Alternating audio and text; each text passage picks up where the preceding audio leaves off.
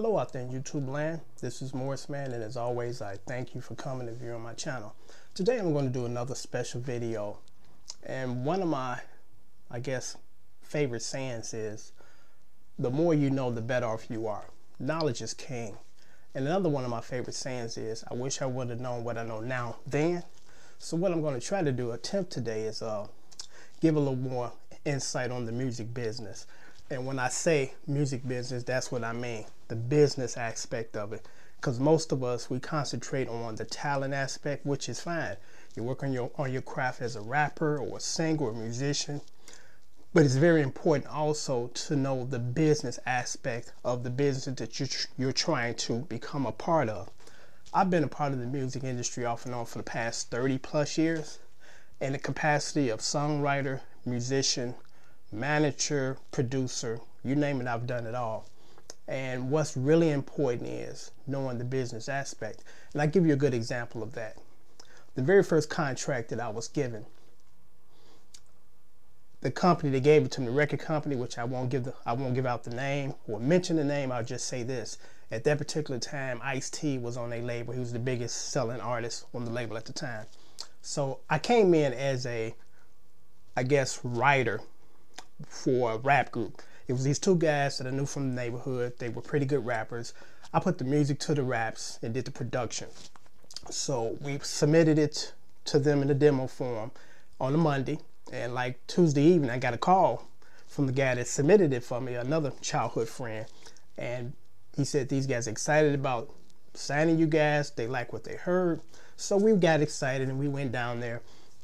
Long story short, we were given a contract.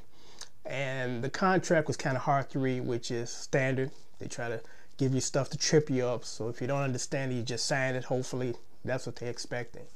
So we took this contract to a music attorney, which was very hard to find at that time in Chicago in the 80s, a music attorney. Wasn't in the yellow books or the yellow pages. So we called a couple of people that was a part of the industry already. And they gave us a couple of names. So we called the guy, came down, he read the contract. And he circled out 3 areas in the contract that we need to negotiate. And here is one that's really important.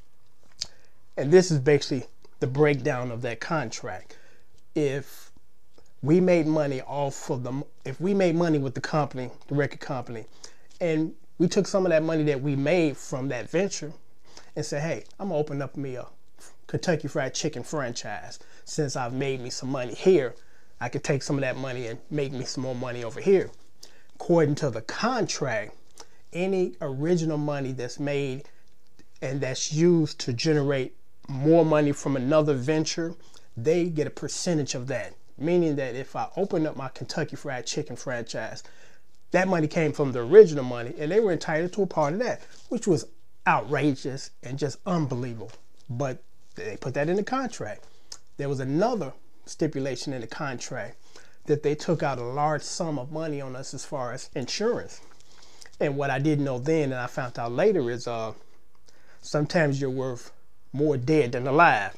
And I'm gonna leave it at that. You know, I'm not gonna go into the aspect of why that was done. But that's just an example of really read your contract. If you don't understand it, take it to a music attorney, because anything that you sign, a legal document, it becomes a legal document. And if you get screwed as a result of that, still, you signed it and it becomes legal. And you have to honor that contract. If you break it, they can sue you. So it's really important that you read a contract that you're given. Here is another example. You know, you sit at home, you're a young guy, you're inspired about what you see on TV, you're watching this music video, say, man, I want to become a rapper or a singer like that. You know, I want to have these lavish videos where these beautiful women are in it. I'm driving up in the Benz, I'm walking in slow motion, I'm looking cool. I want to do all that. Here's the thing with that. Once you sign on to be an artist, those videos that you see, they can cost anywhere from $20,000 to $50,000 or more. The Michael Jackson's Thriller video cost over $2 million, but Michael Jackson was Michael Jackson. But here's the thing with the videos. The money that is spent on those videos is a loan to you. The record company will give you X amount of money to go into the recording studio to put together your songs. They will allow you some money, or give you some money to set up your videos and do your videos. It's a loan, and I stress it's a loan, meaning that once you start to sell your product, your CDs, that the money that they gave you up front was a loan, and they expect that money back.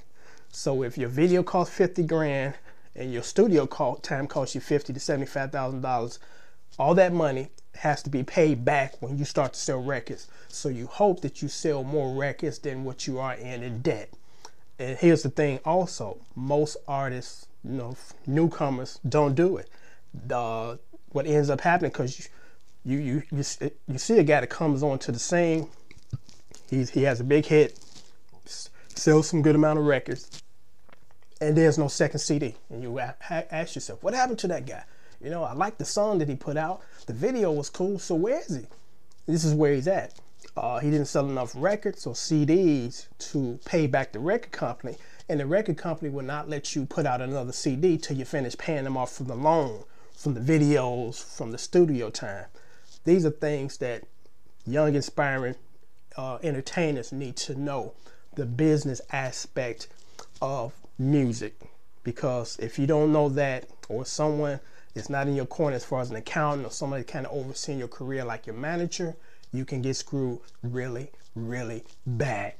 The music industry is one of the most ruthless legal industries in the world. Trust me on this. So you want to be prepared business-wise, legal-wise, to know what you're getting into, because it could be a really bad situation. Because again, going back to the example about the rapper or the singer that sold the records, no second CD.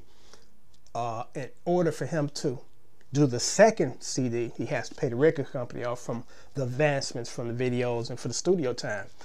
And if you don't do that, you can't put out another record or CD. So you say to yourself, you're thinking, okay, well, I just go to another record company. You can't do that, because you still got a contract with the original record company, and no one's going to buy your contract out until you most likely deal with the issues that you have with your original record company. There are some exceptions that the company can see the potential in you, and they will come in and clean up the mess, pay off your record company, and grab you and put you on board on their record company. But that's not the norm. The norm is you have to end up paying off what you've accumulated before you can move forward. So I think it's really important that you understand that there's a business aspect of the music, and you need to know that, because if you don't, they take advantage of you. Again, the music industry is one of the most ruthless industries in the world. Another example, and this is a sad example, the majority of the Motown legends, part people, or part of like the Supremes, members of the Supremes, one person in the Supremes actually died on welfare. Now, the Supremes sold millions of records and actually still selling millions of records. But back then, Berry Gordy was not paying a lot of royalties, and that was just the standard practice, not singling him out. But, that was just a part of the industry where they got the majority of the money. And, you have to be careful.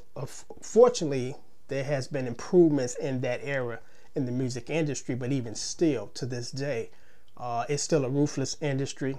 You have to know the business aspect, and you have to really be, prepared to deal with those types of situations. And I'm going to wrap this video up, because I can actually talk on this for like an hour or so.